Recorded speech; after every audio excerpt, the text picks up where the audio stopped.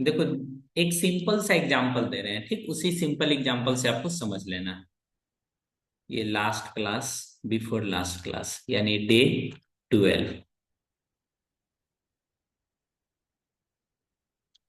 Doubt class.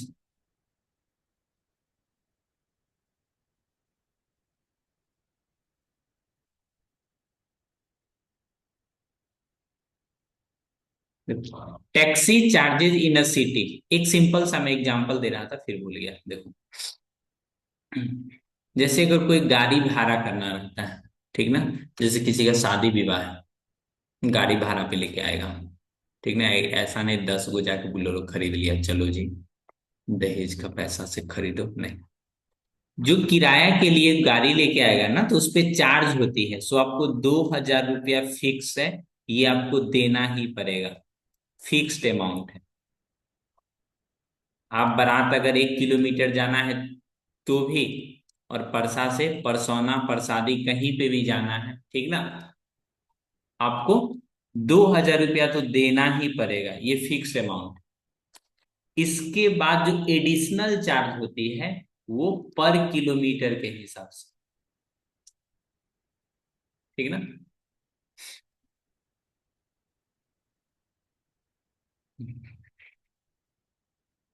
ठीक ना, 2,000 रुपया तो फिक्स्ड है, उसके बाद आपको पर किलोमीटर के हिसाब से देना पड़ेगा। ये है डे टू डे लाइफ का example, day to day to day life.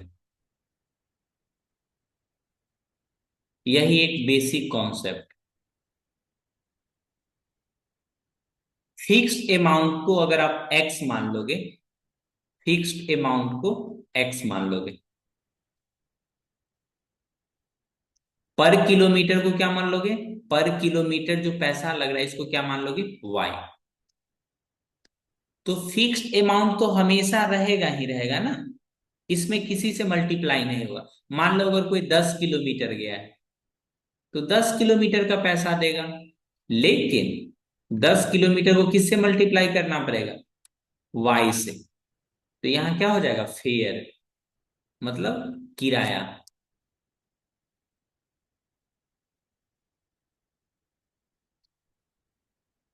इसी कॉन्सेप्ट पे बनाना है।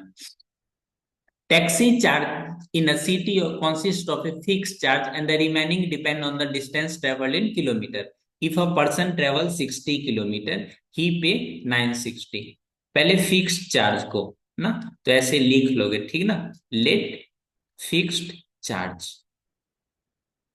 फिक्स्ड चार्ज को क्या करोगे बाबू, तो बोलोगे फिक्स्ड चार्ज को एक्स रुपीज मान लो। क्या ये किलोमीटर पे डिपेंड करेगा, नहीं। फिक्स चार्ज क्या किलोमीटर पे डिपेंड करेगा, नहीं। वो तो एंट्री फी है।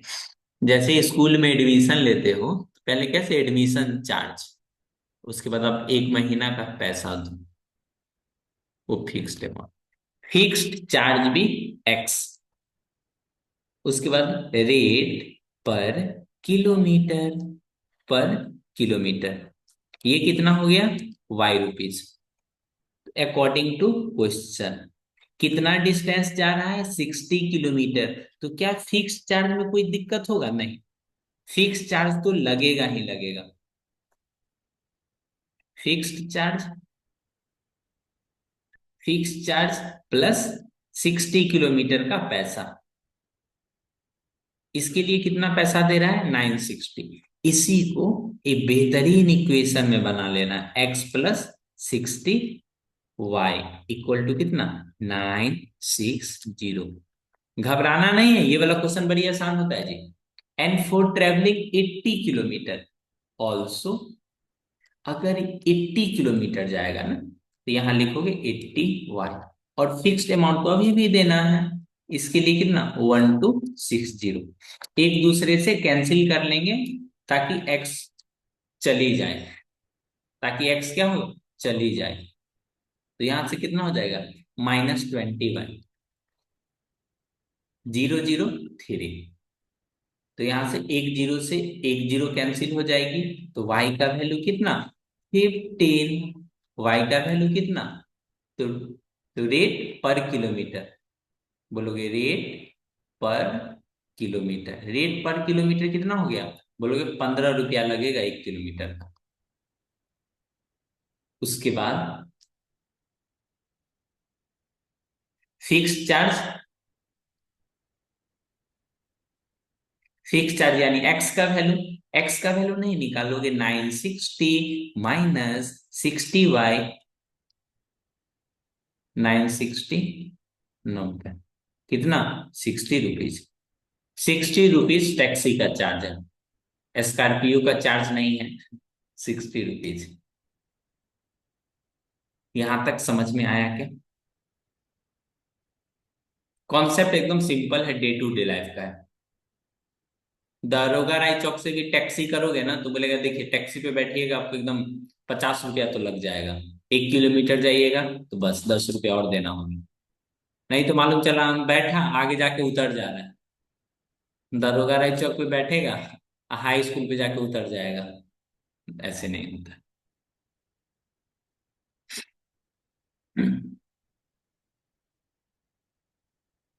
उसी तरह ये भी बनेगा, x + 10y कितना? 105।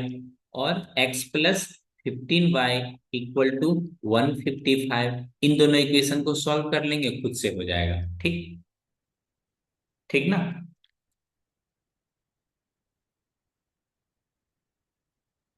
Do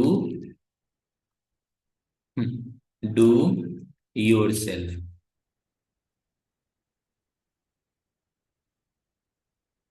do your self.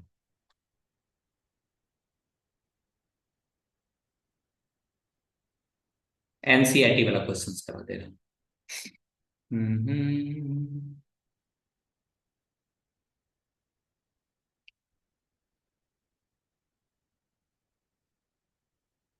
ये क्वेश्चन बड़ी मस्त क्वेश्चन है, ठीक ना?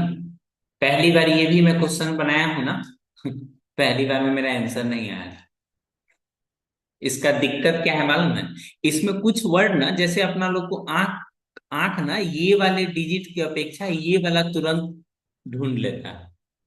अगर ये थ्री ऐसे लिखा हुआ है, डिजिट में लिखा हुआ है, तो डिजिट वाला आसानी से आंख प्रिय हो जाता है ये।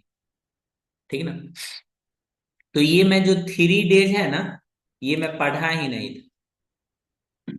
अच्छे अच्छे स्कूल में जाओगे, इंटरनेशनल स्कूल में, वहां लाइब्रेरी फैसिलिटी रहती है। ठीक ना? बुक को अगर आप 3 दिन के लिए रखोगे तो आपको फिक्स्ड अमाउंट देनी पड़ेगी।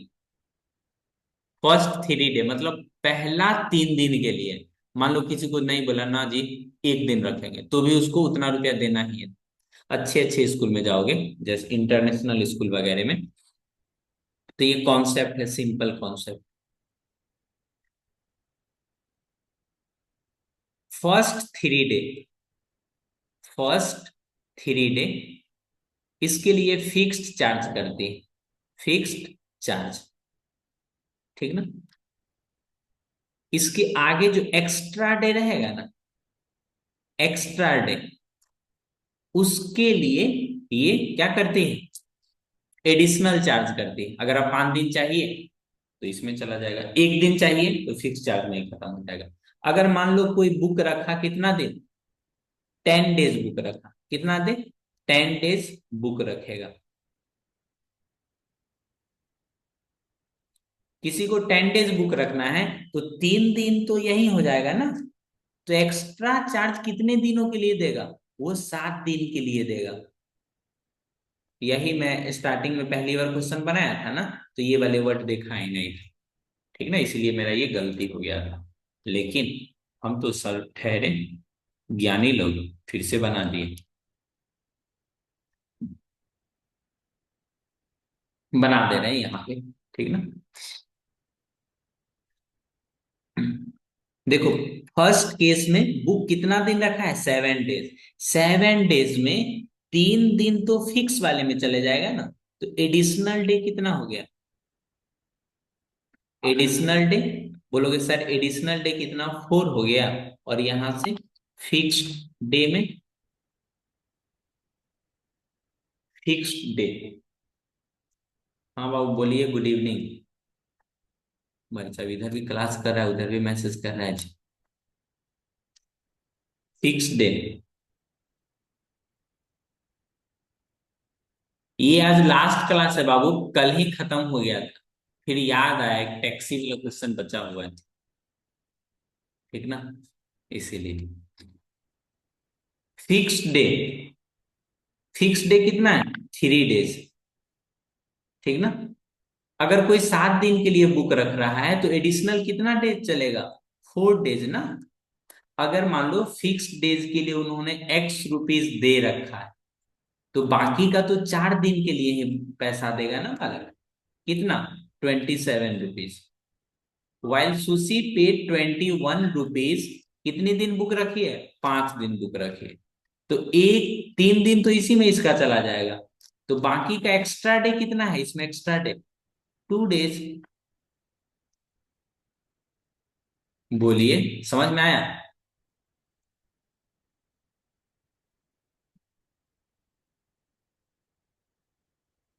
समझ में आया?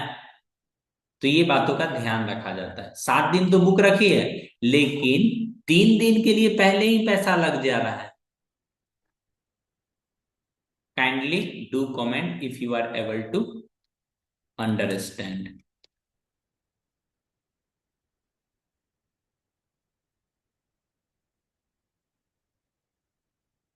टाइम एंड वर्क, वर्क से रिलेटेड मैं नहीं बताया हूं, वो बता दे रहा हूं। Time and work. ठीक ना।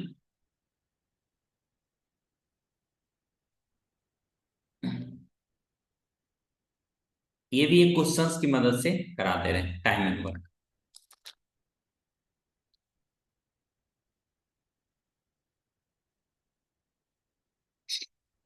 देखो, हालांकि इस टाइप का क्वेश्चन सब बहुत पहले भी सॉल्व किए होंगे। ठीक ना। 8 मैन एंड 12 बॉयज, इसका भी शॉर्ट ट्रिक है अपने पास, शॉर्ट मेथड है। लेकिन वो किसके लिए? एमसीक्यू के लिए।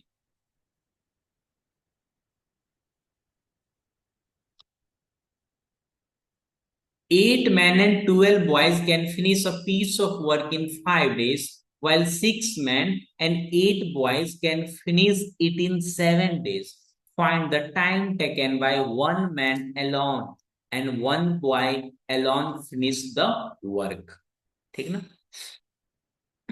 एक आदमी के लिए। ठीक ना। तो टाइम एंड वर्क का कॉन्सेप्ट क्या है? ठीक ना, अगर कोई एक काम को ना 10 दिन में कंप्लीट करता है, तो उसका एक दिन का काम होगा ना, वो कितना होगा? 1/x होगा। कितना होगा? 1/x। तो हमेशा एक दिन पे ये सब चीजें कैलकुलेट की जाती है। ठीक ना। 8 मैन 12 बॉयज मिलके कितने दिन में काम कंप्लीट करते हैं? 5 डेज। ठीक ना। तो आप एक एक दिन का काम को कैलकुलेट कीजिए। तो एक 8 आदमी है ना, तो इसका 1 डे का वर्क कितना हो जाएगा? लोग 8/x लिख लेते हैं। 1 मैन 1 डेज वर्क। मैन है और लड़का है।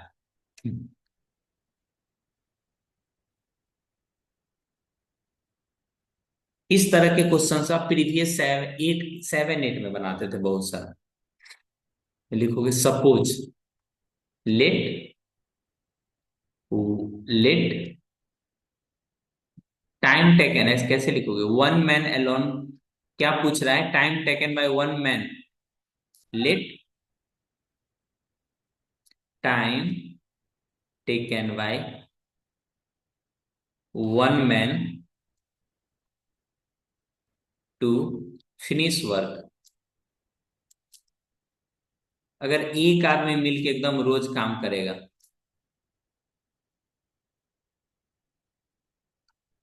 ये कितना दिन में? मान लो x डेज में। ठीक है। तो इसका एक दिन का कितना काम होगा, उससे अपने को पता चल पाएगा। ठीक है। And time taken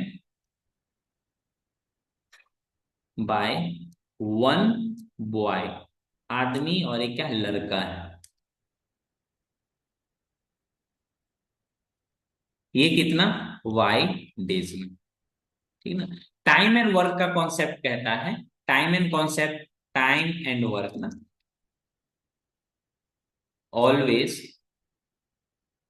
do, always form equations on 1 days work. एक दिन में कितना काम हो जाएगा उस पे इक्वेशन क्या होगी, ये सब फॉर्म होगी। ठीक, तो ए का एक दिन का काम कितना होगा? देयरफॉर 1 मैन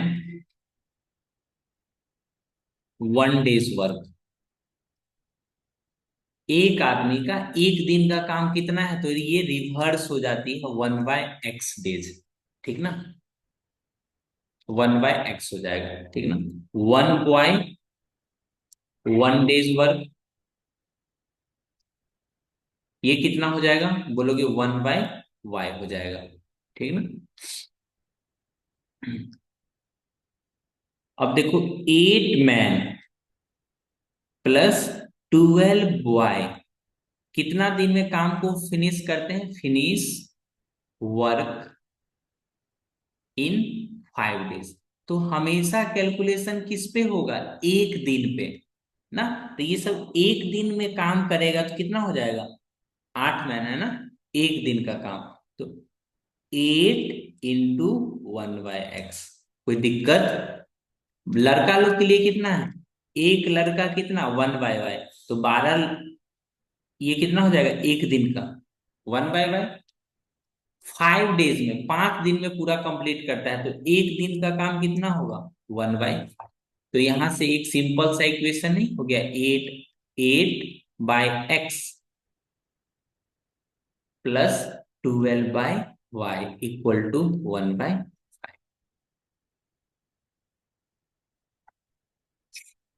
बोलो बोलो। दूसरा में क्या करोगे, 6 man and 8 boy, 6 man +8 boy. एक दो क्वेश्चंस बना लोगे ना तो मोर देन इनफ है।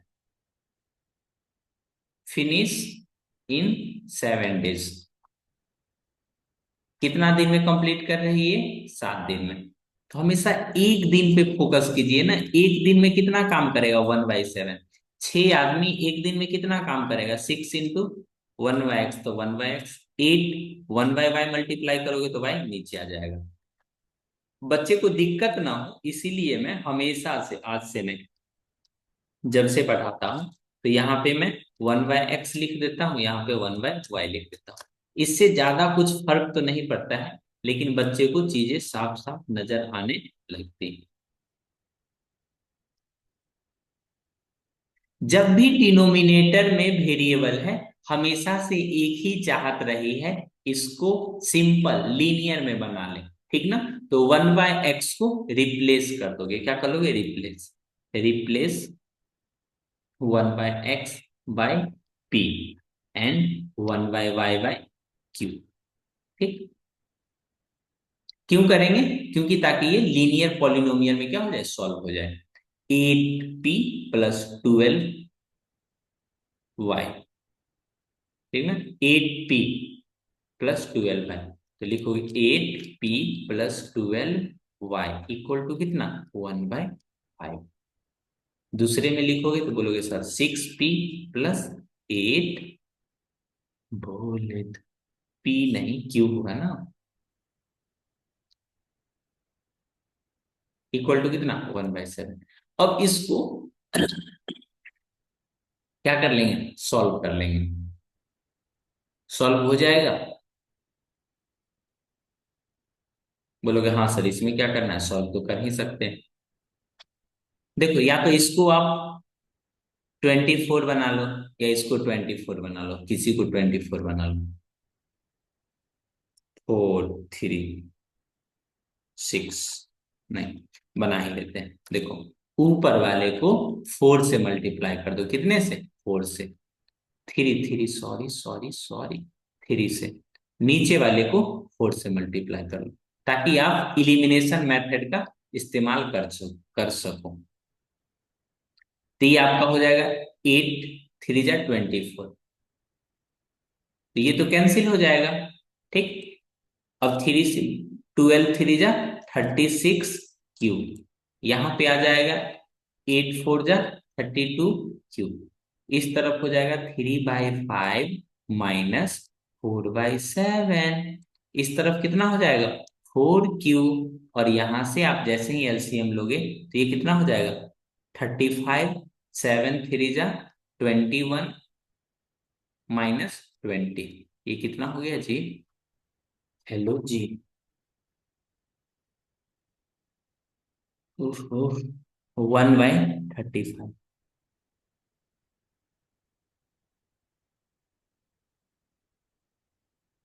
1/35 यानी 4Q इक्वल टू कितना हो गया? बोलोगे 1/35। तो यहां से Q की क्या वैल्यू रह जाएगी? बोलोगे 35 × 4, जो कि क्या हो जाएगा? 5 20, 4 × 12 2 14। ठीक ना? लेकिन ये जो इतना जो सुंदर Q दिख रहा है, ये किसका वैल्यू था? 1/y का। देयरफॉर y इक्वल टू कितना हो जाएगा? 144। इसी तरह से आप p का वैल्यू निकाल लो। किसका निकाल लो? p का। p का कैसे निकलेगा? किसी एक में पुट कर दो, ज्यादा दिक्कत नहीं लेना है। 8p प्लस 12Q, जो ओरिजिनल इक्वेशन होती है ना, हमेशा उसी में पुट किया जाता है। ऐसा नहीं डुप्लीकेट इक्वेशन पुट करके मुस्कुरा रहे हैं। 1/, जो आपके पास Q की कहीं वैल्यू आई होगी, ठीक ना? 8p + 12 × Q की कितनी वैल्यू है? 140। 1/5। तो यहां से आप देख सकते हो 8p, ये कैंसिल हो पाएगा? देखो, कैंसिल कराने के लिए तो कर लें। 1/5 -12 बटा कितना? 140। 140 ही एलसीएम एलसीएम हो जाएगा। बोलोगे जी सर। 140, ये पाँच, 5 × 2 = 10। 10 28 - 12, ये कितना हो जाएगा बाबू? 16/140। तो यहाँ P का आप जैसे ही निकालोगे ना, तो ये हो जाएगा आपका 16/140 × 8। 8 2 = 16, 2 70। तो ये P की क्या वैल्यू रह जाएगी? 1/70। तो यहाँ से 1/x की क्या वैल्यू? 1/70। तो x का क्या वैल्यू आ जाएगा? 70। तो x और y का ही तो वैल्यू निकालना था इसमें। लिखोगे hence time taken by man.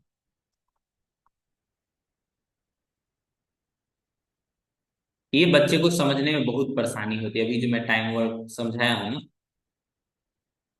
समझता ही नहीं है। क्यों नहीं समझता है? क्योंकि उसे ये एक बात का पता नहीं चल पाता है, हमेशा कैलकुलेशन एक दिन पे किया जाता है। वो शुरू से लास्ट तक यही सोचते रहता है कि 1/फ्रैक्शन में क्यों किए हैं।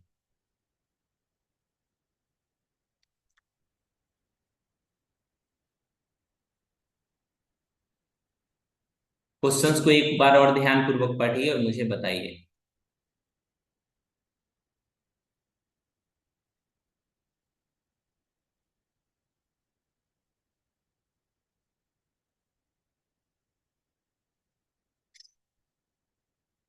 सारे सिख देना मुस्कुराने के कभी। बच्चा लोग आज सोच रहे हैं ज्योमेट्री बहुत पढ़ रहा है आजकल, थोड़ा ज्योमेट्री से भी क्वेश्चंस पूछ लिया जाए।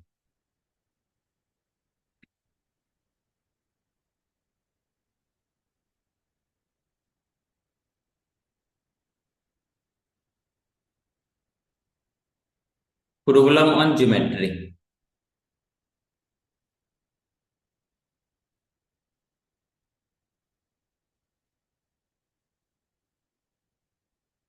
ये क्वेश्चंस देखिए तो।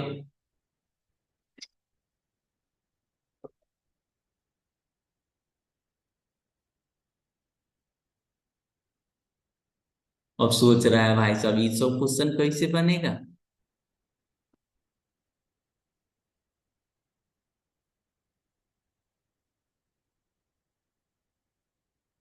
बोलो बोलो कैसे बनाओगे? तीनों एंगल का सम 180 होता है, ये सब तो जानते ही हैं।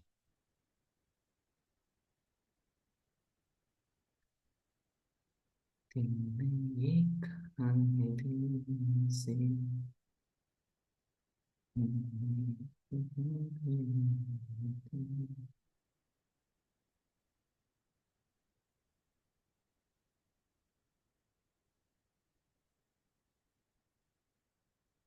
देखो,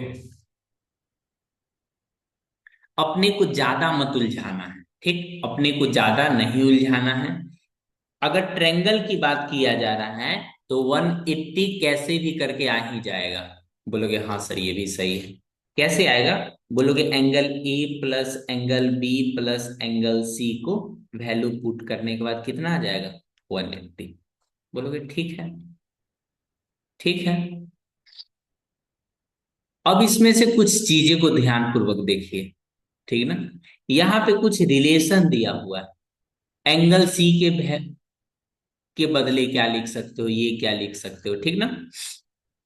इसमें से किसी को सिंप्लीफाई करते हैं। सर ये क्वेश्चन मैं पेन से बनाऊं?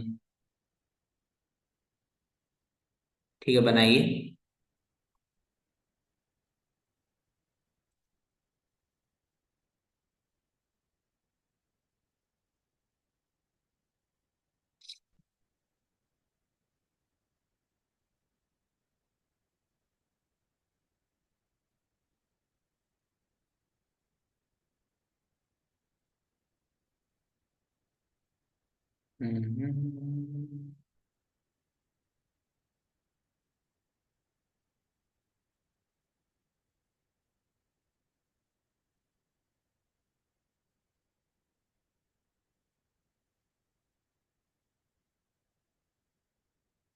देखो, थोड़ा मैसेज मैसेज आ गया था, ठीक नहीं, यहाँ देखो।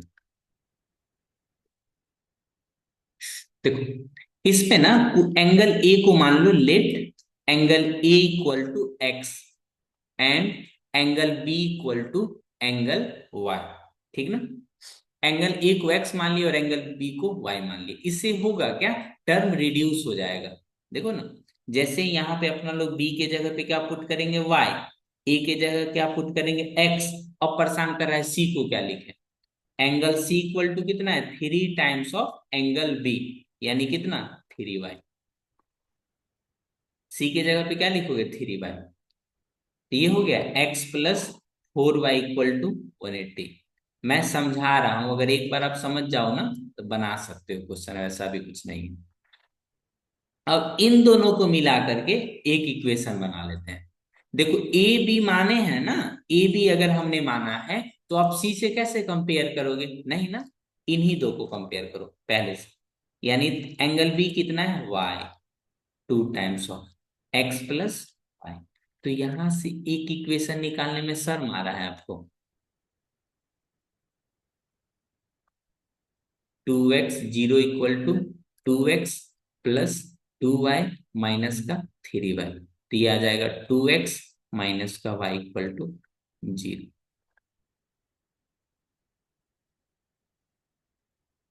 दो इक्वेशन आ गया, दो वेरिएबल भी है, मुस्कुराते हुए आंसर निकल आएगा। क्या जी?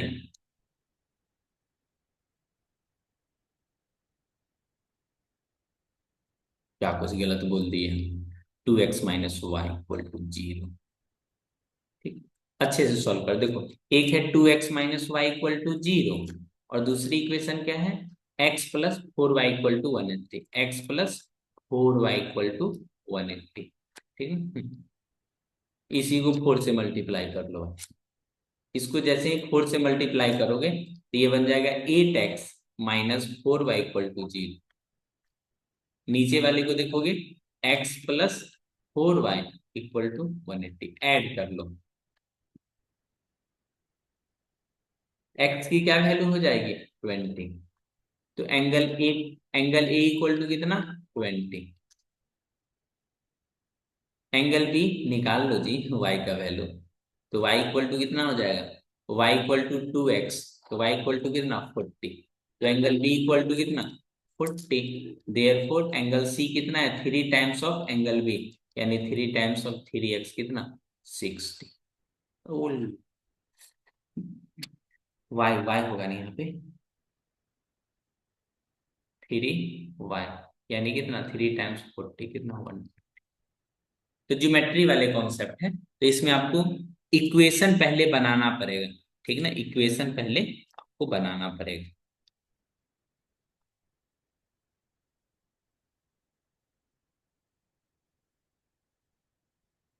इसके लिए क्या कॉन्सेप्ट है, concept first form equation using property of geometry. ठीक ना, if there is more than two variable,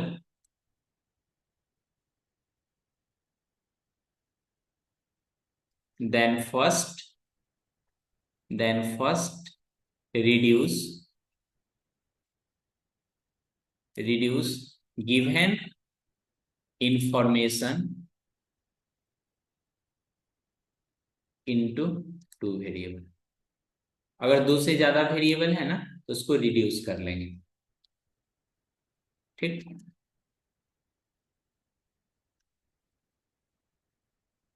some of three angles, sum of triangle, sum of all angle in triangle कितना होता है 180 degree, and sum of all angle in quadrilateral, ये कितना होता है 360 degree. बस इसी दो कॉन्सेप्ट का यूज करके आपका ज्योमेट्री वाला क्वेश्चन बन जाएगा।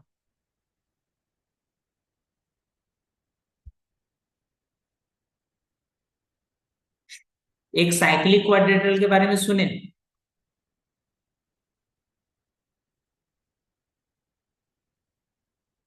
Question based on cyclic quadrilateral.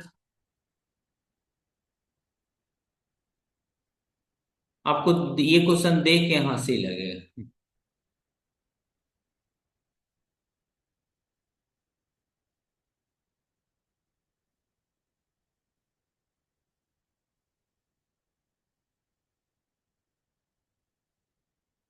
जैसे ये क्वेश्चन, ठीक, सिंपल सा एक ही तो कॉन्सेप्ट है, concept of cyclic quadrilateral.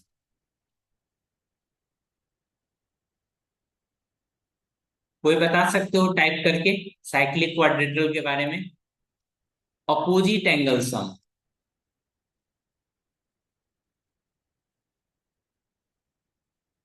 Opposite angle का सम कितना होता है, angle A plus angle C कितना हो जाएगा 180, angle B plus angle D कितना हो जाएगा 180। तो यहां से आप नहीं बना लोगे, ये लिख लो 2x - 1, सी में लिख लो कितना 2y + 15। तो यहां से तो इक्वेशन बन जाएगा अपना, और क्या। हंसी आया, नहीं आया सर। नाउ सॉल्व, इसके बाद खुद से सॉल्व कर लेंगे।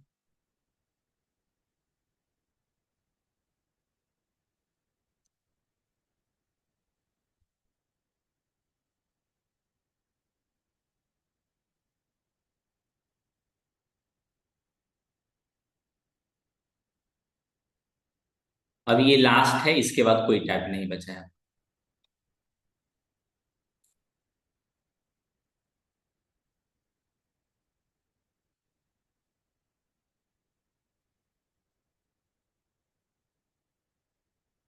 If the length of A triangle is reduce by 5, length को x मान लो, ठीक ना, ब्रेथ को y मान लो। दो कंडीशन है, दोनों कंडीशन के ऊपर ध्यान लगाते हैं। If the length of the triangle reduce by 5, तो x - 5 हो गया, ब्रेथ इज इंक्रीज बाय 2, तो ये y+2 हो गया। Area is reduce by 80 square unit. भाई साहब एरिया किससे रिड्यूस हो गया? बोलोगे x × y किससे रिड्यूस हो गया? 80 से। अब घबराना नहीं, ये XY कहां से आ गया कहां से आ गया, घबरा रहा, घबराना बिल्कुल नहीं है। If you increase length bye 10 and decrease, question अधूरा रह गया क्या जी?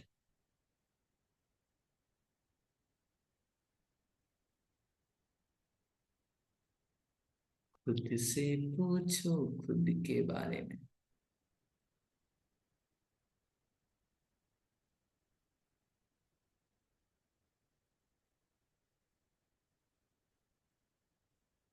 दो एक कंडीशन रहती है, दोनों से बना लिया जाता है, ठीक।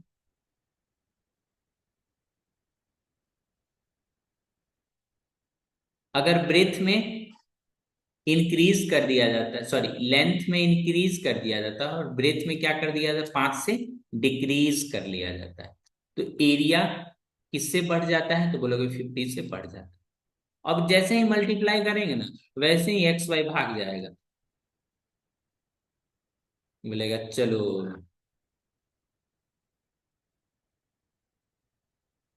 ये एक्स वाई इधर से क्या हो गई, एक्स एक्स। एक एक्स नहीं समझता। 80 + 10 हो गया, ये कितना हो गया, -70। 2x - 5y। यहां से भी अगर आप मल्टीप्लाई करोगे तो आपको दिख जाएगा एक्स को। ये कौन सा कलर हो गया जी?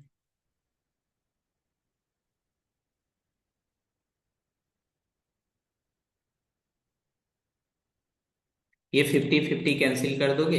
अले अले, वैसे वैसे नहीं, 50-50 नहीं कैंसिल होगा, XY से XY कैंसिल होगा। ये कितना हो जाएगा, 100, ठीक है। तो इसके बाद खुद से सॉल्व करो, इसके बाद खुद डू योर सेल्फ, खुद से इसके बाद सॉल्व कीजिए, हो जाएगा। दोनों इक्वेशन को क्या सिंप्लीफाई कर लेना।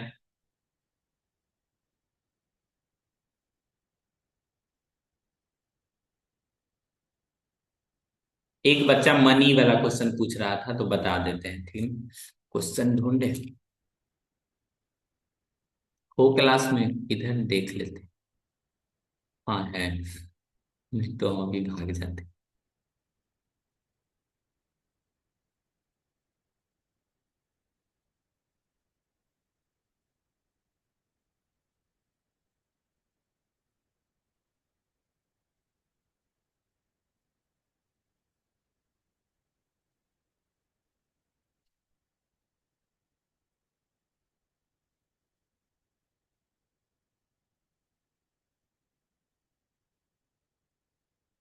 नोट वाला क्वेश्चन चाहिए ना, नोट वाला।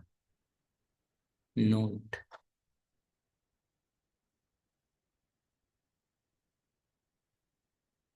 क्वाइन।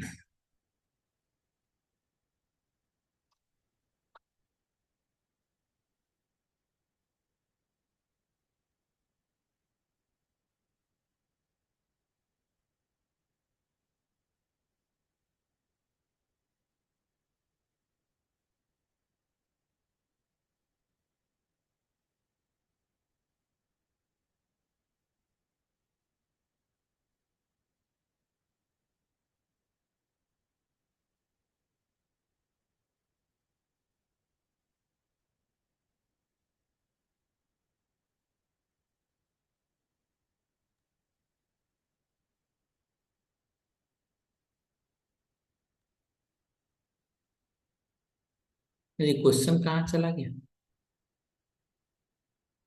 सर हो गया। हाँ हो गया है, एक उसको ये वाला बता देते हैं, क्या बोलते हैं, पैसा वाला।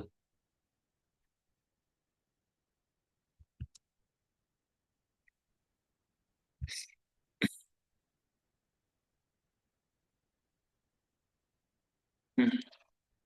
इस तरह के क्वेश्चंस आपका जो मैं क्वेश्चंस कराया हूं ना, ये 2024 में क्वेश्चन पूछा गया है, ठीक ना। कैसे देखो, अगर 50 रुपया वाली नोट की संख्या पता ही नहीं है कितना है, 100 रुपया वाली नोट की संख्या पता नहीं है कितना है, ठीक ना। कोई बैंक में गई है, उसको 2,000 रुपया निकालना है, ठीक ना। बैंक वाले से एकदम रिक्वेस्ट करने लगी, पैर उर पकड़ने लगी पैर नहीं, रिक्वेस्ट करने लगी, इट मीन्स मुझे यही नोट चाहिए। 50 नोट की बोला एक्स ले लीजिए और इसका वाई ले लीजिए, तो इसका वैल्यू जो हो जाएगा ना, मनी, मनी वैल्यू। अगर 50 रुपया वाला 2 पत्ती रहेगा, अगर यहाँ पे 2 रहेगा तो 100 हो जाएगा ना, एक्स है 50x। 100 वाला वाई, कितना पैसा हो जाएगा, 2,000 हो जाएगा। एक इक्वेशन यहां से बन गया। 50 कॉमन ले लोगे तो हो जाएगा x+2y=। दूसरा है टोटल नोट कितना मिला, 25। तो नोट की संख्या यही है ना, ये क्या है, नोट। नोट मतलब एक्स से करके। एक नहीं, हेरा फेरी में ऐसे करके बजाता है, बोलता है 5, कहता है 5, ऐसे करके। अभी पैसा रहता तो हम ही समझाते नहीं, ऐसे करके 5।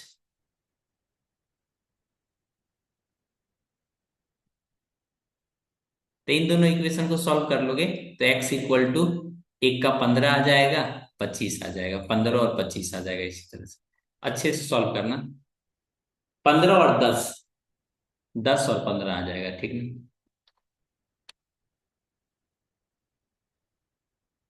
150 रुपया देगा। Thank you, have a nice day. आज क्लास पूरी तरह से संपन्न हो गई है, ठीक है ना। थैंक्स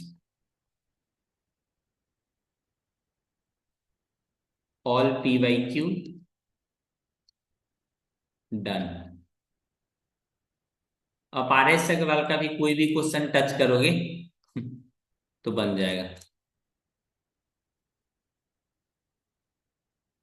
CBSE का भी बता दिया हूँ, 2024, 2023, 2022। ओके, हो गया, ठीक है ना। नेक्स्ट चैप्टर क्या रहेगा पता है सर, कल से न्यू चैप्टर। हेलो सर, हाँ कौन सा चैप्टर पढ़ोगे राजवीर।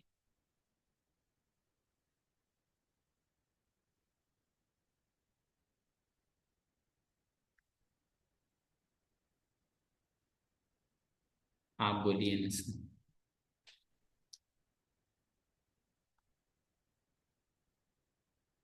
देखो अपना लोग का ना एक छोटा सा चैप्टर बचा हुआ है, ठीक ना, नंबर सिस्टम करके। Number system.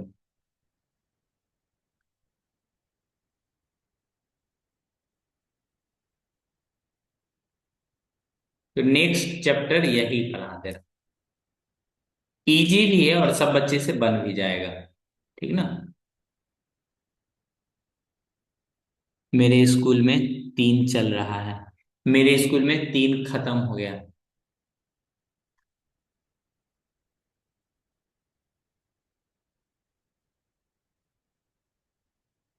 फिजिक्स पढ़ा देंगे चैप्टर 1 कंप्लीट कराने के बाद, अभी तो एक ही महीना बीता है जी। केमिकल रिएक्शन एंड इक्वेशन कब से, अब भाई साहब हमको तो शर्म आ रहा है ये सब सुन के भाई। पढ़ाएंगे पढ़ाएंगे, फिजिक्स प्रिय भी होगा अब।